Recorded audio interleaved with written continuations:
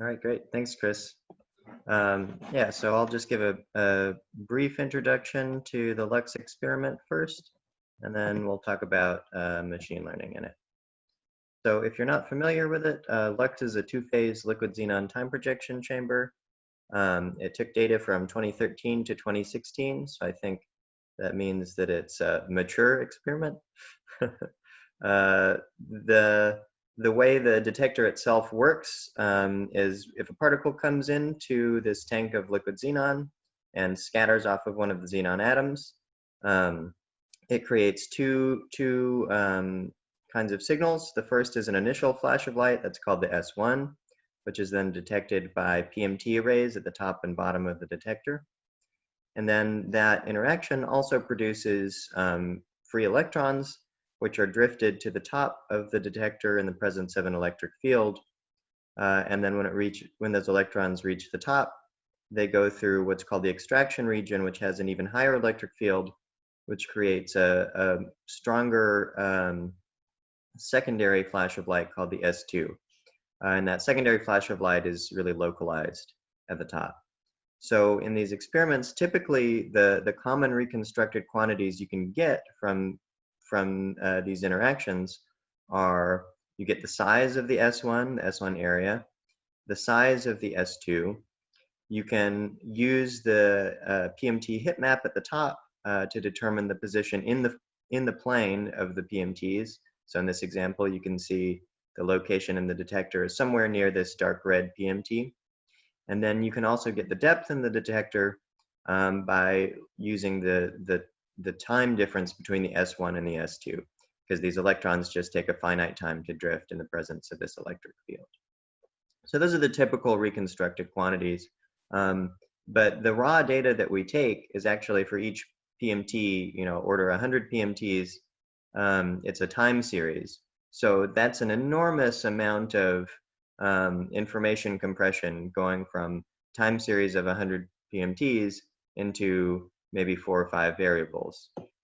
So one of the things that LUX machine learning projects are trying to do is see if there's additional information beside those typical reconstructed quantities, we call them RQs, that we can take advantage of. And usually this relates specifically to things from either the pulse shape, that means the timing information, or possibly the PMT hit pattern. And I'm going to highlight a few specific projects that are currently going on in LUX right now. The first one is trying to better distinguish between single and multiple scatters with convolutional neural networks. It's a work of a team of people from Brown. So we know that there are cases in our detector where you can have two scatters that happen very close together in position and in time, which can mean that the S2s, which are fairly broad when they're produced in the PMTs, can overlap between those two scatters. So you could get a case where where you reconstruct those two scatters as a single scatter. So this is a loss of information from the reconstruction algorithm, and this is actually very similar to what we heard from Da-Ching, except this is looking at the waveforms are sort of in a different space. But can we split pulses up using a convolutional neural network specifically? And in this case, we're looking at the summed waveforms, summed across all the PMTs. So for this, we try to do the training in a data-driven way instead of using simulations to make sure it's as accurate as possible. So the way we do this is we have a standard tritium calibration source. So these are single scatters, they're electron recoils, and they're uniform throughout the detector. We want to be able to say for any given training event, is it a single or multiple scatter, and what's the true timing difference or true depth difference between the two. So we want that truth information, and the way we get that with our calibration data is we take these single scatters and then we co-add the waveforms for the same single scatter, so same PMT hit pattern, but we just offset them with some random time difference. And that time difference is between 0.1 to 0.5 microseconds. To just give you a sense of scale, for an S2 coming from a event in the center of LUX, a half a microsecond is roughly the S2 width. So this is looking at separations that are smaller than the width of the S2. And then this information, these waveforms are then fed to a CNN using Keras, and we have an example of what the output looks like here. So we have basically the true single scatters in blue, which are pretty nicely separated from the true double scatters in orange. This is for one particular depth bin.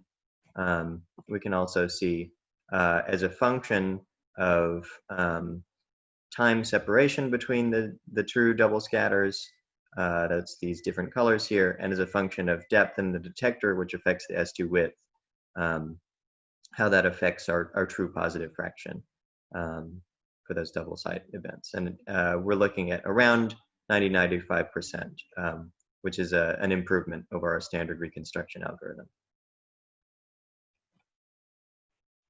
So now I'm going to change to a different topic, which is S2 only analysis. So I mentioned in our detector, our typical events have both an S1 and an S2. But if we want to consider really low energy events, some of those low energy events stop having an S1. This initial flash of light is just too weak to really detect. So if we consider events where we don't have an S1, it's these S2 only events, we can reduce our energy threshold, which gives us sensitivity to lower mass, but we also get significantly higher backgrounds. And the reason for that is that without the timing difference between the S1 and the S2, we can't do a fiducial cut in depth. We can't cut out events specifically near the grids, the gate and cathode, these mesh wire grids at the top and bottom, which we believe have beta decaying radioactive elements. So the hope for this machine learning project is, is there other information in the S2 shape that we can use to estimate the drift time or estimate if the events are from near the cathode and gate to cut them out using only the S2 shape? And specifically, can we again use this Tritium training data set where we have events where we know the true drift time because we have both an S1 and S2, but we don't look at the S2 to do the training. So this is another data-driven example. And here I want to show why we think that there is useful information in the S2 shape to begin with. So this shows the width of the S2 in the y-axis versus drift time in the detector. You can see that due to diffusion of the electron clouds, as you go further and further down the detector, so that's farther to the right in drift time, the width increases more and more. So you get something that looks more wide and Gaussian near the bottom and more thin and square near the top. But there's an important issue here, which is if you look at the events that are specifically right at the edges of the detector, the gate and cathode events, which are what we want to remove, they have a much broader distribution of half width. So just using this single half width parameter isn't really enough to remove these events. And we believe the reason for that is essentially if you look at the electric field near the grid wires, it has this fringing which spreads out the electron clouds and just makes them much broader in width.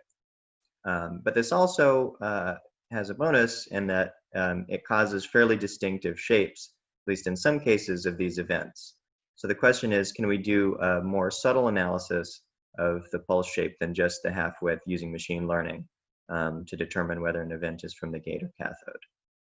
In this particular case, we wanted to start simple. We encoded the shape with just a few of these reduced quantity variables. So we look at the time it takes to reach 5, 25, 50%, et cetera, of the waveform area.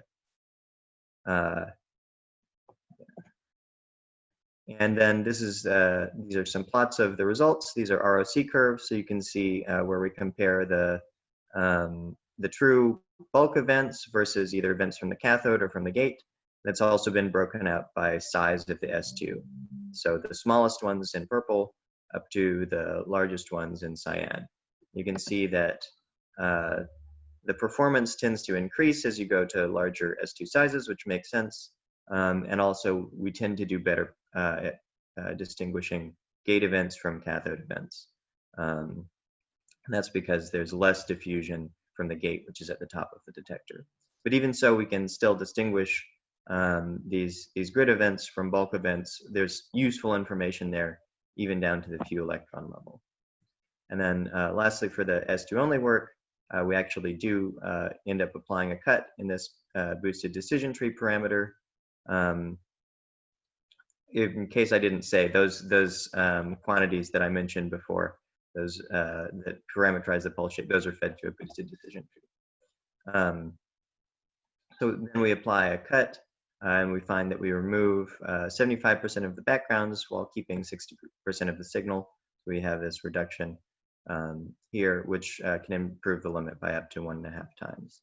And then afterwards, the width distribution looks similar to our bulk-like sample.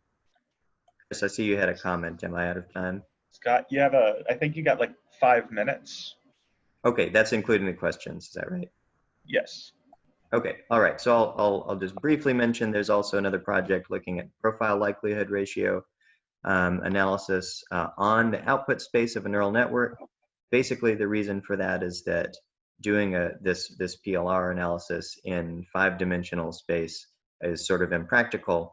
So typically, LUX will assume some independence of subsets of the variables. This gets even more complicated in LUX run 4 data, where our walls, the charge on the walls is changing versus time. So this 5-dimensional variable set also has to be time dependent. So the thought here is, can we simplify that by having the neural net find those correlations for us to improve the speed and find the correlations that we care about? And this is a work in progress, but one of the challenges here is ensuring that our this is trained off of simulation, ensuring that our simulations are a good representation of our real data. So this just shows the neural net output on our simulation, the distribution of it on our simulation of tritium events versus the true data. And it mostly agrees, but we still need to quantify how bad that disagreement is and how that affects us. And then there are a couple of other projects I will skip over and just say.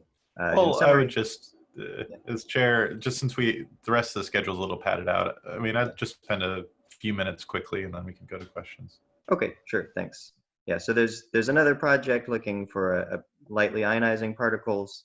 This is a different model of dark matter than WEMP dark matter. Essentially, its signature is multiple scatters along a line in the detector. That's an analysis using a boosted decision tree to improve over manual cuts.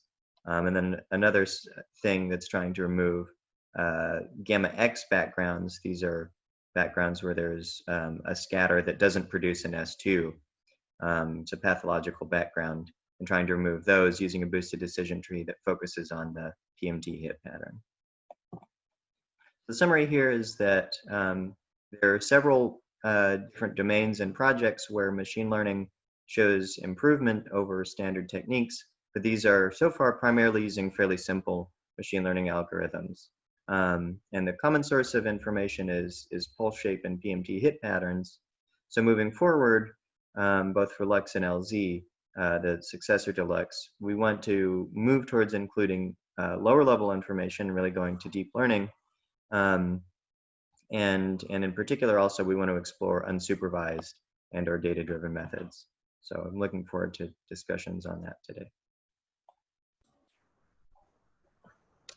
And thanks. All right. I guess so, Seth will lead the discussion, but feel free to add extra questions and upvote yes. on the rest. Yeah, vote on questions you want to hear, because I will go down the list in the order that they're voted on. First question. For the multi-single scatter classification, if you add 2 scatterers, doesn't it double the noise? Yeah, that's a very good point. So in our case, we're looking at events that are of the size of the S2 is pretty significant compared to the noise. So far, we don't really see much effect of co-adding the noise, but that's a good point. At lower energies, it's really something that we would need to work on. But it seems like we can get around this, by the way, for to ensure that it's not just distinguishing single from multiple scatters by doubling the noise by co-adding the same scatter in the exact same position. So single and multiple scatter, in both cases, we double the noise, basically. Okay. The next question is, are any of these deep learning? Yeah, so of the examples that I gave, only the single multiple scatter discrimination is deep learning using a convolutional neural network. The other ones are simpler techniques. What was the inspiration for choosing your particular threshold on the ROC curve from slide 7? Yeah, so let's take a look at, oh, the ROC curve on slide 7. Oh, in here, in this case, I think it was a, I honestly, I'd have to ask Sam about it, but I think it was an optimization of true positive rate over the square root of false positive rate. But yeah, I'm not actually sure in that particular case. For the more general question of how one might decide it, I think it depends on your particular analysis. So for this case, which I did directly work on, the S2 only analysis, we looked at what optimized this signal over square root background. Those are actually the stars shown here. And we basically chose a cut at 60% to be somewhere somewhere near those optimal points across a broad range of energies, to be sort of agnostic to what the signal model might look like. Okay, and I'd like to change my question if I can. Sorry. Okay. So on the S2 only, a lot of my questions are like, how does it relate to other things? So there was a Xenon 1-ton S2 only paper, which actually Yella, one of the people pushing it, is on the call, which had some machine learning-esque aspects to it in the way that it was like doing lots of optimizations and test sets, training sets. I was just wondering if that influenced any of your design for the S2 only, or if this was like some, I'm trying to figure out like how your S2 only approach fits in with other approaches. You see what I mean? Right. So I guess what seems unique about it is looking at this S2 shape, and specifically trying to remove the gate and cathode events by looking at it in a more complex way than the half-width parameter. Actually, from the Xenon 1-ton paper, I wasn't able to extract what machine learning was done in that. Well, it wasn't technically. It reminded me a lot. Anyway, we can talk about that later, maybe in one of the discussions. But so you think using the full shape will be better than just having like a 50%, 75% with like these? Just That's throwing right. that Yeah, into just cutting at the edges doesn't seem to do as well.